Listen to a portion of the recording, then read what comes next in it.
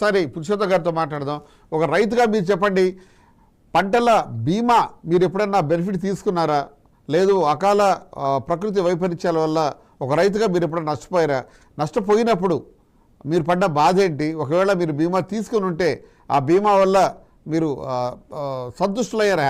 Are you happy with that?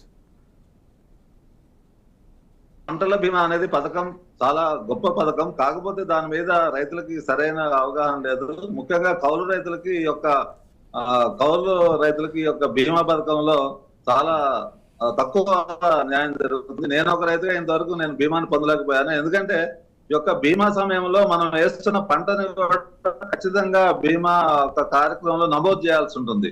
కానీ చాలా మంది మేము రైతులం కానివ్వండి, లేకపోతే ఈ యొక్క ఫీల్డ్ ఆఫీసర్స్ ఎవరైతే ఉంటారో వాళ్ళ పంట కాలాన్ని పూర్తి చేయకపోవటం వల్ల చాలా మంది నష్టపోతున్నారు ఈ పంటల బీమా వల్ల. తర్వాత మీరు అన్నట్టుగా దీని మీద రైతులకు అవగాహన అనేది కల్పించాల్సిన అవసరం ఎంతైనా ఉంది.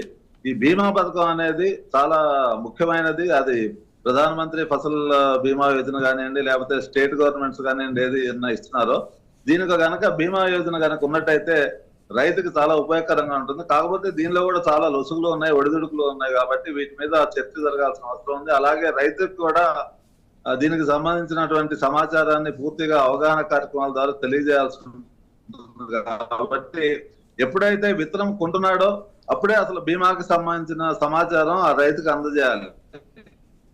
అంటే అది ఎక్కడ జరగాలి? క్షేత్రస్థాయిలో ఉన్నటువంటి తెలియజేయాల్సిన అవసరం ఉన్నది. కాబట్టి వాళ్ళ ద్వారా ఎప్పుడైతే రైతు విత్తనం కొనుగోలు చేస్తున్నాడో అప్పుడే బీమాకి సంబంధించినటువంటి సమాచారాన్ని కనుక రైతుకు చెప్పినట్టయితే తర్వాత చాలా మంది రైతులు ఈ యొక్క బీమాకి సంబంధించిన వాటిలో లేకపోతే నాణ్యతాపరమైనటువంటి విత్తనం పొందడానికో ఏదైతే రసీదు కనుక దాచిపెట్టాలని అంటారో అటువంటి వాళ్ళు చాలా మంది రసీదు లేకుండానే భరోసా మీద లేకపోతే గ్రామ స్థాయిలోనో ఎవరో వల్ల ఏజెంట్ల ద్వారానో లేకపోతే పెట్టుబడి పెట్టే వాళ్ళ ద్వారానో విత్తనాలు అవి తీసుకెళ్లి వాటి వల్ల కూడా నష్టపోతున్న సందర్భాలు చాలా ఉన్నాయి. కాబట్టి రైతులకు ఎక్కడ జరగాలంటే ఇది రైతు వేదికల ద్వారా, అలాగే ఎక్కడైతే మెయిన్ ఈ విత్తన డీలర్లు, ఎరువులు, పురుగు మందుల వ్యాపారులు ఉంటారో వారి ద్వారా కూడా దీన్ని కనుక మనం యుద్ధ ప్రాతిపదన మీద కనుక ఈ యొక్క బీమా మీద ఒక చర్చా కార్యక్రమం జరిగితే కనుక రైతుకి గొప్పగా ఉంటుంది. ఇది చేయడానికి కూడా చాలా కంపెనీలు కూడా సందర్భాలు ఉన్నాయి. ఇది కొంతమంది రైతులే తీసుకున్నారు. అంటే దగ్గర ఒక 2-3% కూడా లబ్ధి పొందిన రైతులు ఇప్పటి వరకు లేదన్నమాట. పథకం అనేది చాలా మంచిది. కాకపోతే దీని మీద ఇంకా